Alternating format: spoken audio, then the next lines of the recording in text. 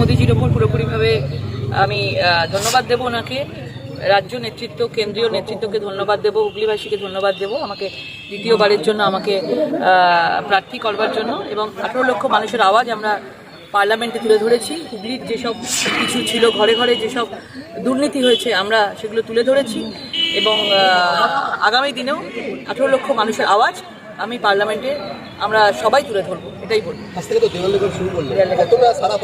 খুব ভালো সাড়া আছে, আমাদের কর্মীরা খুব উচ্ছ্বসিত এবং আমাদের মানে আমরা পুরনো টিম যারা রয়েছে তারা সবাই আমরা একসাথে আবারই একই টিম, আমরা সব মুখী চেনা মুখেরা, আমরা একে অপরের সাথে পরিপূরক, আমরা কাজ করতে পারবো, এটাই আমাদের কাছে অনেক বেশি।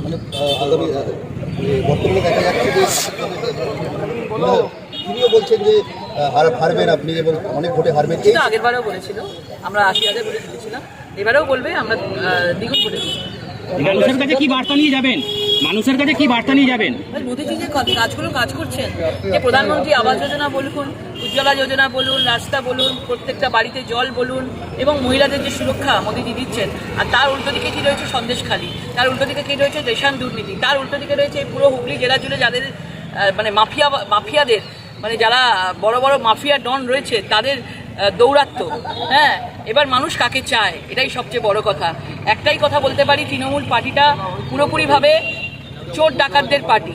আজকে ভারতীয় জনতা পার্টিতে আমরা প্রত্যেকটা কর্মী আমরা কাজ করে যাচ্ছি, এতদিন ধরে একজন প্রতিনিধি হিসাবে কাজ করছি।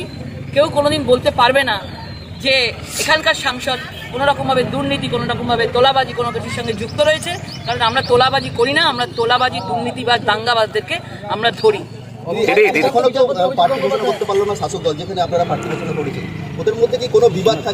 তৃণমূলের মধ্যে তো বিবাদ চলছে, আপনারা দেখতে পাচ্ছেন বিভিন্নভাবে সব মিডিয়ায় নানা রকমভাবে নিজেরা কেউ পথ ছেড়ে দিচ্ছেন, অনেক কিছু হচ্ছে।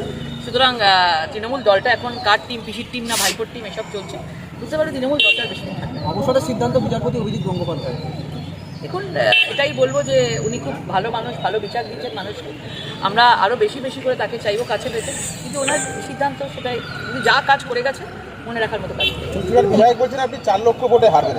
আগেরবারেও বলেছিল যে উনি হারবেন, কিন্তু আমরা জিতেছিলাম, সেই জন্য আবার উনি বলেছেন এবার ডবল ভোটে জিতবেন।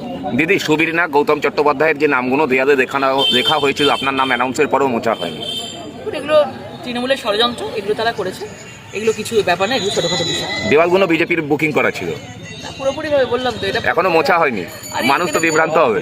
কোনো কিছু বিভ্রান্ত হওয়ার কিছু নেই, মানুষকে বিভ্রান্ত করা, নিজে একে অপরের মধ্যে বিবাদ ঘটানো, এটা তার মূল উদ্দেশ্য, কিছু হবে না, আমরা একটা পরিবার।